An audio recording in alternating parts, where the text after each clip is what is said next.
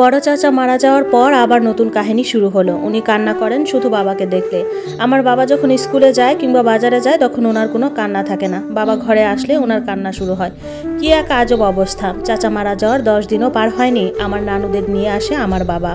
আমার নাকি বিয়ে দিবে। আমি বলেছি বাবা, মা না এনে দিলে আমি বিয়ে করব না। তখন বড় চাচি আমাকে বলে, আমাকে মা ডাকো, আমি তো তোর মা। বাবার বউকে মা ডাকবো, আপনি চাচি, বাবার বউ তো না। তখন বড় চাচির এক আত্মীয় বলে, তোর বড় চাচি তো কেউ নেই, তোর বাবার সাথে বিয়ে দিয়ে দে, ঘরের মানুষ ঘরে থাকবে, বাইরে থেকে কেন মানুষ আনবি? আমি হতবাক হয়ে যাই আর বলি, এখনো তো 10টা দিন পারও হলো না, চাচা মারা গেছে, এর মধ্যে ঘরে বিয়ে বিয়ে শুরু হয়ে গেছে। আমার বাবা বলে, সব বাদ দাও, তোমার বিয়ে দেওয়া ফরজ কাজ। আমি বললাম, আপনি বিয়ে করে আমাকে মা এনে না দিলে আমি বিয়ে করব না। বাবা বলল, তোকে কথা দিলাম, তোর বিয়ে দিয়ে তারপর আমি তোর জন্য মা আনবো, তোর পছন্দে। আমি রাজি হলাম এবং এর কয়েকদিন পর আমার বিয়ে হয়ে যায়। আমি আমার চাকুরিটা ছেড়ে দিই, বিয়ের পর শ্বশুরবাড়িতে যাই।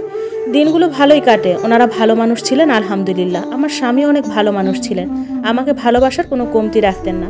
আমার বিয়ের 1.5 মাস পর শুনি আমার বাবা বড় চাচিকে বিয়ে করছেন। শোনার পরপরই আমি সেখানে যাই আমার শাশুড়ি সহ। উনি আমার ফুফু, তাই লুকানোর কিছু ছিল না। আর বিয়ের খবরটা আমি আমার শাশুড়ির কাছ থেকেই পাই। গিয়ে দেখি আমার বড় চাচি রান্না করছেন। দেখে মনে হয় না উনি 1.5 মাস আগে বিধবা হয়েছেন। সবুজ রঙের শাড়ি, হাতে গলায় আমার মায়ের সামান্য কিছু গহনা। আমি ওনার গলা থেকে চেনটা টেনে ছিঁড়ে ফেলি, কারণ হচ্ছে এটা আমার মায়ের জিনিস, ওনার অধিকার নেই এতে। ওনার হাত থেকে আমার মায়ের চুড়িগুলো নিয়ে ফেলি। আমার বাবা 2 হাত ভর্তি বাজার নিয়ে বাড়ি ফিরেন। বাবাকে দেখে আমি চিৎকার করে বলি, বেঈমানের বাচ্চা, বেঈমান লম্পট, তুই আমাকে কথা দিয়েছিলি আমার পছন্দে বিয়ে করবি, আর তুই বিয়ে করছিস কারে? তোরা আকাম কুকাম করতেছে, তাতে তোদের হয়তো না? আমার বাবা আমাকে মেরে বাড়ি থেকে বের করে দেয় আর বলে, জীবনেও তোর চেহারা দেখতে চায় না।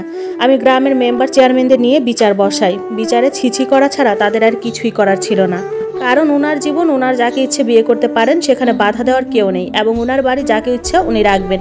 এখানে আমার করার কিছুই ছিল না। বিচারের সবাই আমাকে মায়া দেখালো, কিন্তু সত্যিই তাদের করার কিছুই ছিল না, কারণ বাবা অনৈতিক কিছু করেনি তাদের চোখে।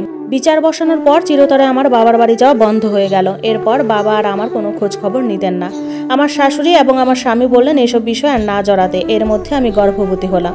আমি একটি ছেলে সন্তানের জন্ম দিই। আমার নানার বাড়ির সবাই দেখতে আসে। আমার বাবাকে খবর দেওয়া হয় নাতি হয়েছে, কিন্তু উনি দেখতে আসেননি। আমি অনেক আশায় ছিলাম হয়তো বাবা আসবেন, কিন্তু আমার বাবা আসেননি। আমার ছেলের বয়স যখন 3 মাস, তখন জানতে পারলাম আমার স্বামী একটি বিবাহ করেছেন শহরে। আমার ছেলে হওয়ার পর থেকে আমার স্বামী আর শহরে যেতেন না। একদিন দুপুরবেলা ওনার বিবাহ করা মেয়েটা এবং কয়েকজন মুরব্বী সহ বিয়ের কাবিন সহ ওনারা আসেন এবং বিষয়টা আমার স্বামী স্বীকার করেন। মেয়েটা 3 মাসের গর্ভবতী। তিনি শহরে দোকান করতেন এবং উনি যেখানে বাসা ভাড়া থাকতেন, মেয়েটাও নাকি সেখানে বাসা ভাড়া থাকতেন। একদিন অনৈতিক কাজ করার সময় ওই বাসার মানুষজনের কাছে তারা ধরা খায় এবং আমার স্বামীকে আর ওই মেয়েটিকে ওরা অনেক মারে।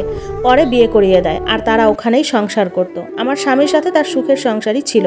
তবে মেয়েটি আগে থেকে জানতো আমার স্বামী বিবাহিত ছিলেন। আমার সেদিনও কান্না ছাড়া কিছু করার ছিল না।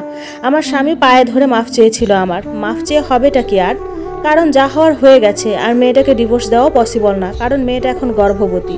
পুরুষ জাতিটার উপরেই আমার ঘৃণা ধরে গেছে। মেয়েটাকে ঘরে ঢুকানো হলো। আমি আমার স্বামীকে রুম থেকে বের করে দিলাম এবং সেদিনের পর থেকে তার সাথে আমার আর কথা হয়নি। পরের দিন আমি আমার সব কিছু নিয়ে আমার নানার বাড়ি চলে আসি। আসার সময় আমার শাশুড়ি আমাকে বাধা দিয়েছে, আমার স্বামী সহ, কিন্তু আমি তাদের বাধা মানি নাই। আসার সময় বলেছি আমার ছেলেটার দিকে নজর দিলে খুব ভয়ানক কিছু হবে। নানার বাড়িতে খবরটা আগেই চলে যায়। আমার নানু আমাকে জড়িয়ে ধরে বলে, আমি আছি নাতিন। আমার নানু আমাকে পুঁটি মাছ দিয়ে ভাত দিল। ভাত খেতে খেতে দেখলাম আমার নানু আমার ছেলেটার সাথে কথা বলতেছে আর আমার ছেলেটা ফ্যাল করে হাসতেছে। তখন মনে মনে বলি, আমার ছেলেটার জন্য আমি বাঁচবো। আমার বাবা খবরটা পাওয়ার পরও আসে নাই আমাদের দেখতে। আমার নানু যায় আমার বাবার কাছে। উল্টো আমার নানুকে আমার বাবা বলে, ওর মতো মাইয়া মরে যাওনি ভালো। আমার চাচি বলে, আমার সংসার ভাঙতে চেয়েছিল, আল্লাহ ওর সংসার ভেঙেছেন। আমার নানু কাঁদতে কাঁদতে সেখান থেকে চলে আসেন। কয়েকদিন পর আমার শাশুড়ি আসে আমাকে দেখতে। উনি আমাকে ধরে কান্না করে বলেন, আমি তোর শাশুড়ি হয়ে আসি নাই, আসছি তোর ফুপু হয়ে তোরে দেখতে। আমাকে টাকা দেয় কিছু, আমি নিতে না চাইলে আমাকে জোর করে দিয়ে বলে, তোর ফুপু তোরে টাকা দিছে, আর টাকার কথা কেউ জানে না। এরপর প্রায় সময় এসে তিনি আমাকে টাকা পয়সা দিয়ে যেতেন। আমার স্বামী আমাকে কয়েকবার নিতে আসে। উনি আসলে আমি আমার ছেলেকে নিয়ে পালিয়ে আরেক ঘরে চলে যেতাম। এরপর থেকে ওনার সাথে আর কখনো আমার কথা হয়নি। আমার পবিত্র ভালোবাসাটাকে সেখানেই কবর দিয়ে দিয়েছি। এর মধ্যে আমার স্বামীর মেয়ে হয়, আমাদের ডিভোর্স হয়নি তখনও। আমার ছেলেটার যখন 2 বছর বয়স, আমি নানুর কাছে আমার ছেলেকে রেখে একটা স্কুলে চাকরি নেই। বেতন ছিল 800 টাকা। আর গ্রামে বাচ্চাদের টিউশনি করিয়ে বেশ কিছু টাকা ইনকাম করতাম। আমার ফুপুও আমাকে মাসে যা পারতো দিত। জীবনের নিয়মে চলে যায়, সময় জীবন কারোর জন্য অপেক্ষা করে না। দেখতে দেখতে জীবন থেকে অনেকগুলো বছর কেটে যায়। আমার ছেলেকে স্কুলে দেই, আমি যে স্কুলে টিচারি করতাম সেই স্কুলেই ছেলেকে ভর্তি করাই। আমার জীবনে যত দুঃখ আমি আমার ছেলের দিকে তাকিয়ে সব ভুলে যাই। আমার জন্য অনেক বিয়ের প্রস্তাব আসতো, কিন্তু ছেলেদের উপর বিশ্বাস হারিয়ে যাওয়াতে আমি আর বিয়েতে রাজি হইনি। ছেলেকে নিয়ে আমার দুনিয়া ছিল। ছেলের বাবা নাকি সুখেই সংসার করতেছিল। পরপর তাদের আরও 2টি মেয়ে হয়। আমার বাবার সাথে আর যোগাযোগ হয়নি। এর মধ্যে আমার নানু মারা যায়। আমি অনেক একা হয়ে যাই আমার ছেলেটাকে নিয়ে, কারণ আমার নানু আমার ছেলেটাকে দেখতো যতটা সময় আমি স্কুলে থাকতাম। আমার নানুর দাফনের সময় আমার বাবা আসে এবং আমার বাচ্চার বাবাও আসে। 2টা ঘৃণার মানুষ আসে। আমার বাচ্চার বাবা আমার সাথে দেখা করতে চাইলে আমি দেখা করিনি। আমার বাবা জানাজা পড়ে চলে যায়। দূর থেকে দেখেছি মানুষটা অনেক শুকিয়ে গিয়েছে। আমার ছেলেকে আমার স্বামী তেমন দেখতে আসতেন না। বছরে 1বার বা 2বার আসলে কিছু দিলে আমি নিতাম না, পরের দিন মানুষ দিয়ে পাঠিয়ে দিতাম। আমার ইগোটা ছিল চরম মাত্রায়। আমার ছেলে যখন এসএসসি পরীক্ষা দিবে তখন একদিন আমার বাবা আমাকে খবর দিলেন উনি খুব অসুস্থ, বিছানায় পড়ে গেছেন। ওখানেই খাওয়া, ঘুম এবং বাথরুম। আমি পরের দিন আমার ছেলেকে নিয়ে গেলাম। গিয়ে তো আমি অবাক, আমার কি বাবা কি হয়ে গেছে, শুকিয়ে একদম কাচারি ঘরে শুয়ে আছেন।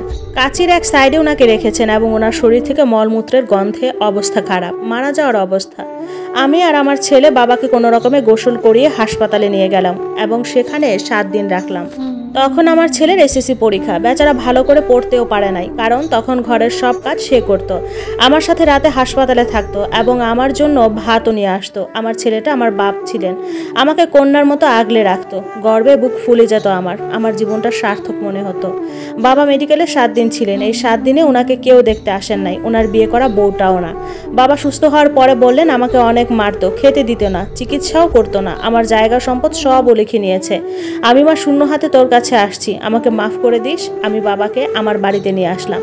আমি নানির ঘরেই থাকতাম। নানির ঘরটায় আমার বাড়ি। আমার ফুফু চিকিৎসার অর্ধেক টাকা দিয়েছে।